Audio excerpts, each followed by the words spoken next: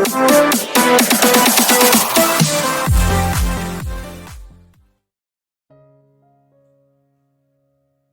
araw nang walang ibang tao sa bahay ni Sid kundi ito lang. Kapag nagbibideo call si Ivan sa kanya, tinatanong niya ito kung bakit hindi pa ito bumabalik ng Tarlac. Ang laging sagot ng bata ay hinihintay lang daw nitong sunduin ito ng daddy nito. Kapag tinatanong din niya ang lalaki kung bakit hindi pa bumabalik ang katiwala nito, ang sagot lang ni Sid ay pinagbakasyon daw muna nito ng ilang araw. Pero with pay pa rin daw iyon. Hindi niya alam kung sinasadya nito iyon. Lalo ba't hindi pa rin ito bumabalik ng Maynila. Naiilang siya noong una dahil sa kaalamang sila lang dalawa nito ang nasa bahay. Hindi naman siya dinidistorbo ni Sid habang nagtatrabaho siya. Hindi niya alam kung nagkukulong ba ito ng kwarto habang hinahayaan siya nito sa trabaho niya. Tuwing lunch ay saka ito lalapit sa kanya.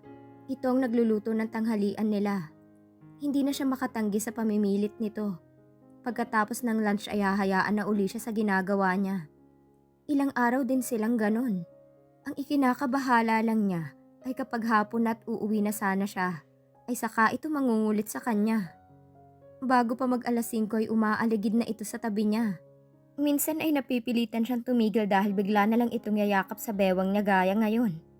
4:30 pa lang iyon ng hapon. Hindi pa ako tapos sa ginagawa ko. Pilit niyang inaalis ang mga braso nitong nakapulupot sa bewang niya. Imbis na alisin iyon ni Sid ay binabaon lang nitong mukha sa leeg niya. It's okay. You can stop now. Kasalukuyang nasa loob sila ng kwarto ni Ivan. Pinapaayos nito iyon dahil hindi pa talaga iyon mukhang kwarto ng isang bata.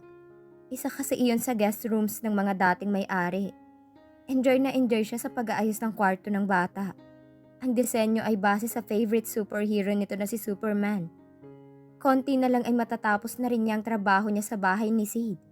Ang huli niyang tatrabahuhin ay ang master's bedroom. Napapikit siya nang maramdaman ng paghalik-halik ng lalaki sa leeg niya. Can you stay for the night? Lagi ay iyon ang kinukulit nito na never niyang pinagbigyan. Hindi nga pwede. Mabuti na lang at tumigil ito sa pangungulit. Binitiwan nga siya nito pagkatapos nitong halikan ng pisngi niya. I'll cook dinner for us. Sabayan mo ko. I can't. Uuwi na nga ako agad. Ayaw niyang masanay sa presensya nito. Dahil pagkatapos ng kontrata nila ay tapos na rin ang no commitment status nila. Then I'll invite myself to your place. I just don't want to eat alone. Alam niya sa klase ng tono nito ay hindi uubrang kahit anumang pagtanggi niya. You can cook dinner now habang tatapusin ko lang ang ginagawa ko rito. Napilitan na lang din siyang pumayag. Ang laki ng ngiti nito. Mabilis na hinapit agad siya nito para halikan sa bibig. Mula nang naipilit nitong maging sila, ay nagiging normal na lang sa lalaki na basta na lang siya halikan. Akala niya ay mabilisang halik lang yon, pero tumagal iyon ng ilang segundo. Ayaw niya sanang makipaglabanan ng halik dito, pero madaling nadadarang ang katawan niya. Iyon ang pinakadahilan kung bakit napagpasyahan niya magpakalayo muna pagkatapos ng project niya rito. Ayaw niyang tuluyang umasang muli ang puso. Nang bitiwan ni Sid ang mga labi niya, akala niya ay aalis na agad ito, pero inilipat lang pala nito sa leeg niya ang bibig. Sid, humulagpos agad sa bibig niya ang pangalan nito. Muli ay bumangon ang pagnanasa sa katawan niya. Tumako sa katawan niya ang mga kamay nito. Mahina siyang napahalinghing. Pinipigilan niya ang mga kamay nito kahit parang wala siyang lakas. I just can't get enough of you, Andy. Pahingal na sabi nito sa pagitan ng paghalik sa buong leeg niya. Nagugutom na ako. Naisipan niyang sabihin para tumigil ito. At ubiling tumigil nga ito sa ginagawa. Mabilis na dinampian uli nito ng halik ang bibig niya. Okay, magluluto na muna ako. Paanas na sabi nito na nakadikit pa ang noo sa noo niya. Maya-maya ay binitiwan nga siya nito para lumabas ng kwarto ng anak nito. Napalunok siya nang makaalis na ang lalaki. Bumalik na agad siya sa ginagawa. Ang totoo ay minamadali na niya ang trabaho niya para matapos na rin ang sa kanila ni Sid. Wala man silang pinag-usapan kung hanggang kailan lang ang namamagitan sa kanila. Pero desidido siya sa sarili na tapusin iyon kasabay ng trabaho niya rito. Kahit pasado 5:00 na ng hapon ay hindi siya tumitigil sa ginagawa. Hindi pa rin naman siya tinatawag ni Sid para kumain ng dinner nila. Bago mag 6:00 ay umakyat na uli sa kwarto si Sid. Niyakap siya nito habang nakatalikod siya. Ready na ang mesa. Kain na tayo? Hinalikan pa siya nito sa pisngi pagkasabi nun. Inayos na lang din muna niyang iba pang mga gamit sa loob bago sumabay sa pagbaba kay Sid. Hawak nito ang isang kamay niya. Hindi naman siya nagtangkang bawiin iyon. Hinayaan niya lang dahil masarap naman sa pakiramdam. Alam niyang may katapusan din iyon. Kaya't hindi na lang din niya pinagdamot sa sarili ang masayang pakiramdam na yon. Asikasong-asikaso siya nito sa mesa. Ang maganda ay nagkakausap na rin sila ng normal sa mga iba pang mga bagay. Hindi katulad dati na nakakaramdam pa rin sila ng tensyon sa isa't isa. Tinatanong niya ito kung saan mag-aaral si Ivan sa pasukan. Malapit na rin kasi iyon. Originally sa Maynila sana since andun naman ako lagi dahil sa trabaho. Inaasahan niya na yon. Alam niyang mamimiss niya lagi si Ivan dahil napapalapit na rin kasi sa bata ang loob niya. Tumango na lang din siya. Kahit naman kasi saan mag-aaral ang bata ay hindi niya na rin ito pwedeng makita anytime. Didistansya na nga siya kay Sid after ng contract nila. Ibig sabihin ay madadamay si Ivan dahil doon. Ayaw niya sanang madamay ang bata, pero hindi naman pwedeng makikipagkita pa rin siya lagi rito kung gusto niya talagang iwasan na si Sid.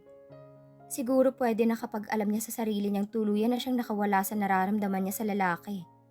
Hindi niya alam na habang malalim ang iniisip niya ay nakatitig sa mukha niya si Sid. Ivan will always look for you. Sa Tarlac ka pa rin ba maglalagay after ng trabaho mo rito? Hindi siya nakasagot agad. Ano ba ang isasagot niya? Dapat niya pang ipaalam dito na tapos na rin ang sa kanila sa panahong yon? Nakita niyang naghihintay nga ito ng sagot niya. Depende sa bagong project na makukuha ko. Ito naman ang parang may iniisip. Kinontak ka ba ni Senaya? Pagkarinig sa pangalan ng babae, bigla na lang din siyang nakadama ng inis. Kahit sabihin pang no commitments ang meron sa kanila ngayon ni Sid, ay hindi niya pa rin maiwasang magselos. I told you, hindi naman talaga siya sa trabaho ko interesado. Sagot niya para ipaalam din dito na hindi naman talaga siya kinontak ni Senaya kahit isang beses. Ginawa lang siyang alibay ng babae para may idahilan ito para pumunta ng bahay ni Sid. Matamang pinagmasdan siya nito. I also told you na walang namamagitan sa amin. Kung talagang gusto mo akong talian, consider having a baby with me. Muntik pa siyang mabulunan sa sinabi nito. Gusto niyang maniguradong hindi ito nagbibiro kaya sinipat niyang mukha ng lalaki. Seryosong seryoso nga ito. Kung i-offer nito ang pagkakaroon ng anak dito ay para iyong isang business proposal lang. Bigla tuloy niyang naalala ang anak nila. Bumangon muli ang galit niya para rito. Alam niyang wala itong ideya sa pinagdaanan niya. Sa sakit na nararamdaman niya hanggang ngayon dahil sa pagkawala ng anak nila. Pero party ito sa malaking dahilan ng mga pasakit na yon. Biglang sumeryoso na rin ang mukha niya. Itinuon niya sa plato ang mga mata. Nawalan na siya ng ganang kumain. Napakislot pa siya ng hawakan ni Sid ang kamay niya. Hindi ka ba ready na magkaanak? Mabilis na binawi niya ang kamay sa lalaki. Why do you keep insisting on that? Of course, hindi ako ready magkaanak sa'yo. Hindi naman seryoso tong sa atin. Pinagbibigyan lang natin ang tawag ng laman. Katulad lang din ito nung peking kasal natin, Sid. Hindi niya gustong buksan ang topic na yon, pero nadala na siya ng bugso ng damdamin niya. Casual lang kasi para rito ang topic tungkol sa baby. Nakalimutan na ba nito ang kasalanan nito sa kanya? Pinagmukha siya nitong tanga for 7 years. Niloko siya at pinaniwalang totoo ang kasal nila. Pinaglalaroan nito ang damdamin niya dahil alam nitong hibang na hibang siya rito. Natigilan si Sid at biglang nagkaroon ng guilt ang mukha nito. I thought that was the best thing to do. Lalo na't pareho pa tayong bata noong mga panahong yon. Napahinga ito ng malalim. Naisip ko kasi na baka, forget it. Hindi ko na kailangan ng explanation mo, Sid. Actually, mabuti nga't hindi totoo yung kasal natin. Especially at wala yung trust na importante sa isang kasal. Hindi niya sinasadyang mabuksan ang lahat ng issues nila dati, na hindi naman talaga nagkaroon ng closure. Nanatiling nakabitin lang iyon sa ere na pilit nilang binaliwala. Napaupo ng tuwid si Sid at tumigil na rin sa pagkain. Titig na titig ito sa kanya. You can't blame me. I saw it with my own eyes. Kung sabi-sabi lang sana yon at hindi ko naman talaga nakita, then hindi ako basta-basta maniniwala, Andy. Hindi mo alam kung gaano kasakit ang makita kita na nakabalabal lang ng kumot sa tabi ng lalaking halos hubad na. Pinipigilan niya ang pagpatak ng mga luha. Ayaw niyang makita nitong iniiyakan niya pa rin ito. Napailing-iling siya. You didn't even consider listening to my explanation. Mapait na sabi niya. Matagal na hindi ito nakaimik. I was so hurt. Wala akong ibang naisip kundi ang sakit na nararamdaman ko noong panahong yon. Maybe nakakatulong din na nailalabas nilang saloobin kahit 7 taon nang lumipas. Pero ang tanong, may halaga pa ba iyon? Mababawi ba nun ang sakit na dinanas nila? Bukang bibig nitong sakit na nararamdaman nito. Pero may ideya ba ito sa mga sakit na dinanas niya? Wala itong alam. Dahil hindi nito gustong alamin. Ibinaba na niya ang mga kubyertos. Hindi na niya kayang sumubo pa. Huwag na natin pag-usapan ang nakaraan, Sid. Hindi na yun mababago. Isa pa itong meron tayo ngayon ay hindi kailangan ng investment ng damdamin. Huwag na nating haluan ito ng emosyon. Maliban sa nararamdaman ng katawan natin. Malamig na tugon niya na niligpit na ang pinagkainan niya. Hindi na rin ito kumain. Hi! Bukas naman ang pinto kaya pumasok na ako. Pareho silang napatingin ni Sid sa bigla na lang sumulpot na si Chantal. Ang ganda talaga ng timing ng pinsan niyang ito. Walang umimik sa kanila ni Sid. Tapos na ba kayong kumain? May dala sana akong pagkain dito. Saka lang nila napansin ang supot na bitbit nito. Help yourself, Chantal. Kakatapos lang namin. Si Sid na ang sumagot. Walang imik na tumayo siya at inilagay ang pinggan sa lababo. Overtime ka ba ngayon, Andy? Gabi na at nandito ka pa rin. Saka, nasan bang mga tao rito, Sid? Tanong ni Chantal na inilagay na sa mesa ang supot na bitbit. Nasa Manila si Ivan. Maikiling sagot ng lalaki. Hinugasan niya ng madalian ang pinagkainan nang pigilan siya ng lalaki. Hayaan mo na yan dyan. Matatapos na rin naman ito. Si Chantal ay nanatiling nakatayo at parang inoobserbahan sila. Kumain ka na, Chantal. Aalis din muna ako. Baling ni Sid sa babae. No, it's okay. Doon na ako kakain sa hotel na pinagstayan ko tonight. Gusto ko sanang dito makitulog. Tutal nagawa na rin naman nating matulog sa iisang kwarto dati, di ba? Mahinang tumawa pa ito na para bang idinadaan sa biro ang pagpaparinig. Parang nalalagay siya sa nakakailang na posisyon sa pinagsasabi ng pinsan.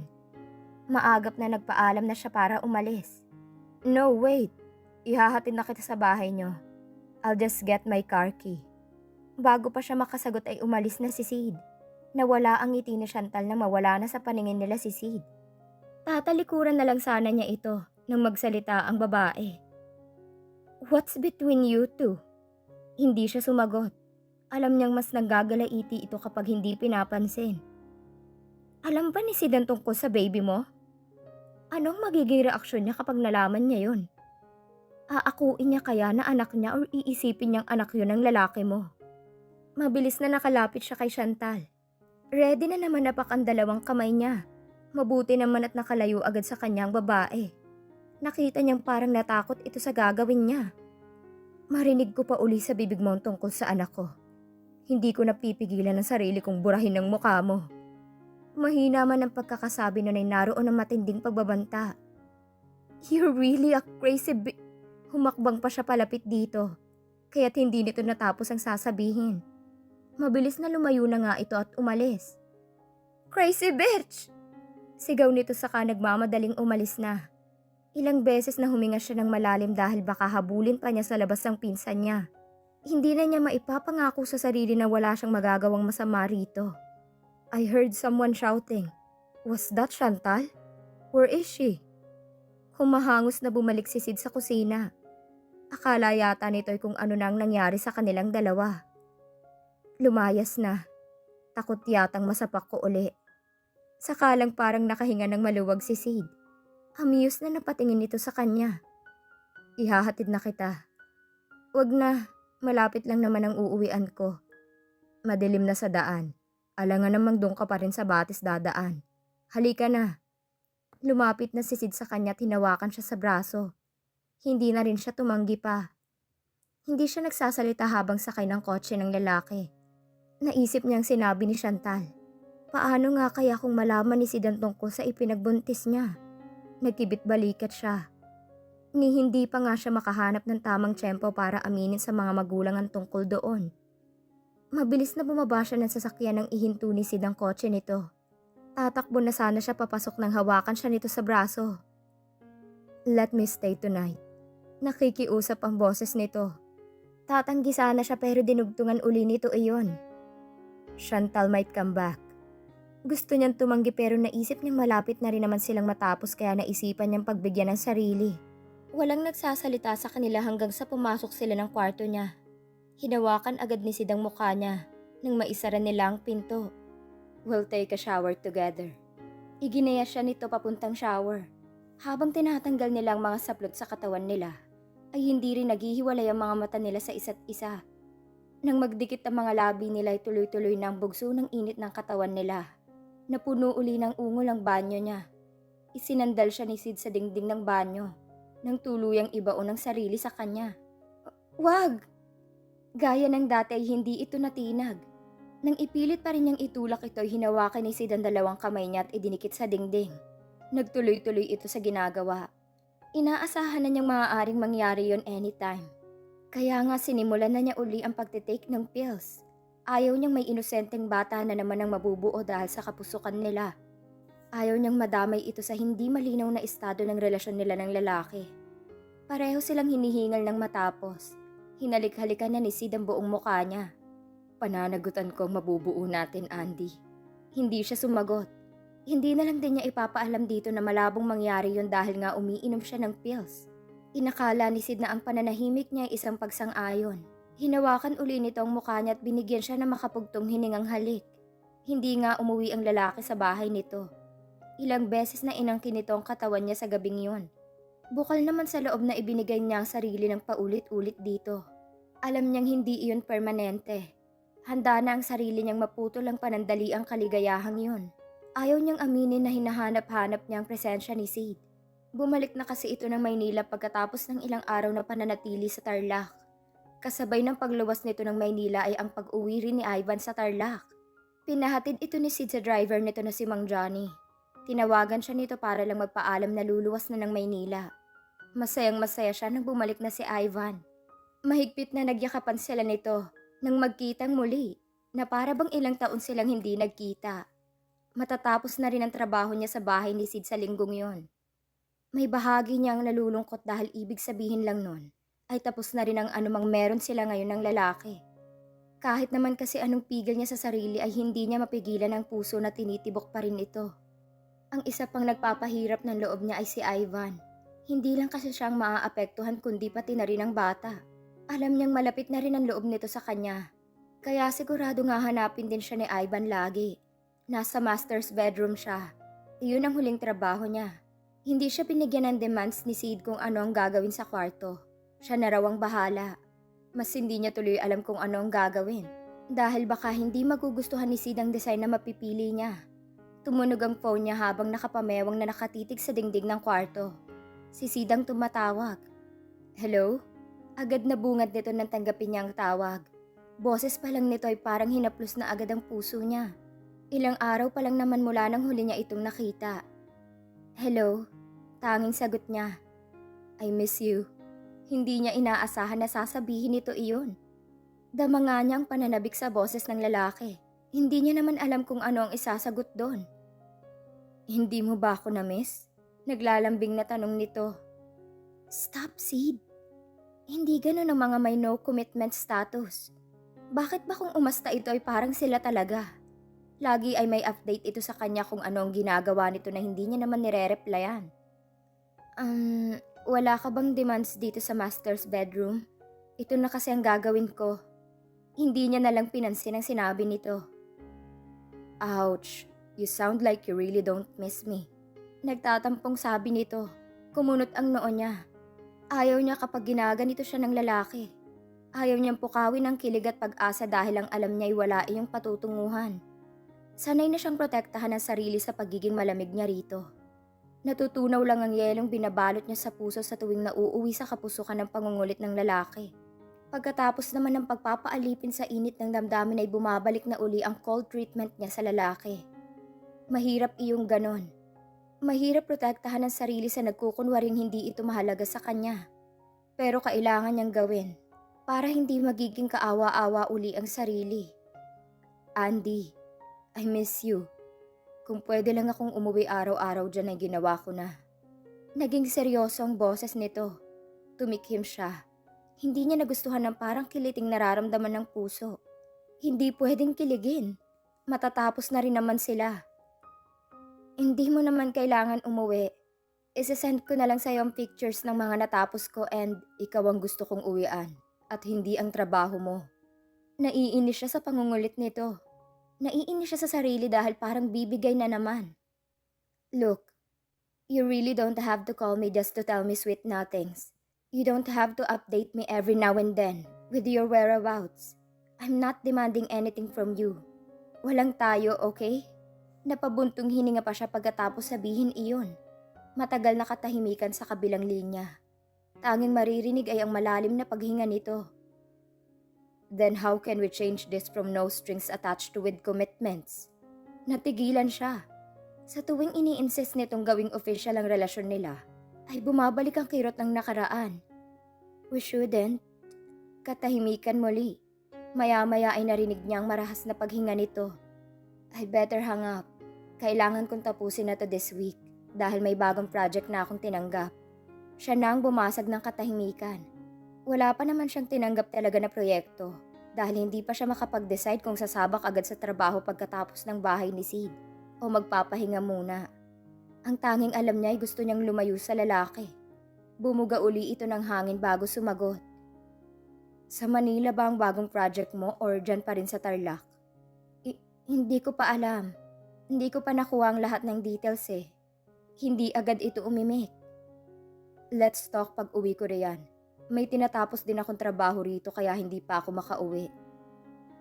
Sige na. Wala ka ba talagang naisip na design sa kwarto? Ikaw nga ang bahala. Gawin mo kung anong gusto mo sa kwarto natin. Ano? I mean, sa master's bedroom. Okay. Bahala ka if hindi mo magugustuhan ang pipiliin ko. Magugustuhan ko yan basta yung gusto mo ang susundin mo. Okay. Ayaw na niyang pahabain pang usapan nila. Parang ayaw pa nga sana nitong ibaba ang phone, pero pinatay niya na iyon. Hindi niya alam kung bakit bigla na lang siyang umiyak nang maibaba niya ang phone. Napaupo siya sa kama. Saka itinakip ang dalawang kamay sa muka. Hinayaan niya ang sariling ilabas ang nararamdaman niya. Mami, ganda? Bigla siyang natigilan nang marinig ang boses ni Ivan. Mabilis na pinahid niya ang mga luha sa muka bago siya bumaling dito. Nakita niya ang alanganing paglakad ni Ivan palapit sa kanya. Are you crying? Nagtataka na tanong nito. Itinaas niya ang dalawang braso para palapitin ito sa kanya. Tumakbo si Ivan sa kanya. Mabilis na niyakap niya ito ng mahigpit. Muling bumalong ang mga luha sa mga mata niya. Hindi niya na lang din iyon pinigilan. Hindi naman kumikilo si Ivan sa pagkakayakap sa kanya. Hinayaan siya nitong umiyak ng umiyak. Mommy will miss you. Sabi niya na hinalik-halikan na ang buhok ng bata. Why? Where are you going? Agad na nag-angat ng mukha si Ivan para tingalain siya. Kitang-kita niya ang lungkot sa mukha nito. Nagpahid uli siya ng mukha. Mommy will be working on someone's house. Malapit ko nang matapos kasi ang work ko rito sa bahay niyo. Tinigilan na niya ang pag-iyak. Ayaw niya mag-alala ng masyado ang bata. It's okay. Will you still come to see me? Or I will visit you kasi malapit lang naman ang bahay mo, Mommy. Nakangiti ng sabi nito. Hinahaplos niya ang buhok nito. Ngumiti siya ng tipid. Don't leave me, Mommy, ha? Yumakap na rin ito sa kanya ng mahigpit. Idinikit pa nito ang pisngi sa dibdib niya. Wala siyang maisagot kundi yakap lang uli. Tita Chantal just left me suddenly. She was also like a mom to me. I called her many times pero hindi na niya sinasagot ang tawag ko. When she answered my call one time, she told me na saka lang siya babalik uli kapag naging okay na sila ni Daddy. Di po pa sila bati? Nag-angat uli ito ng tingin sa kanya nang itanong iyon. Hindi niya alam kung paano sasagutin iyon. Humilig ito sa dibdib niya na parang hindi naman naghihintay ng sagot niya. Tita Chantal said that I should convince Daddy to be with her again so I can have her as my mommy. I like Tita Chantal, but I like you more as my mommy. How can I convince Daddy to make you my mother? Inosenteng tanong nito. Napaiyak uli siya sa tanong nito. Hinalikan niya ito sa noo.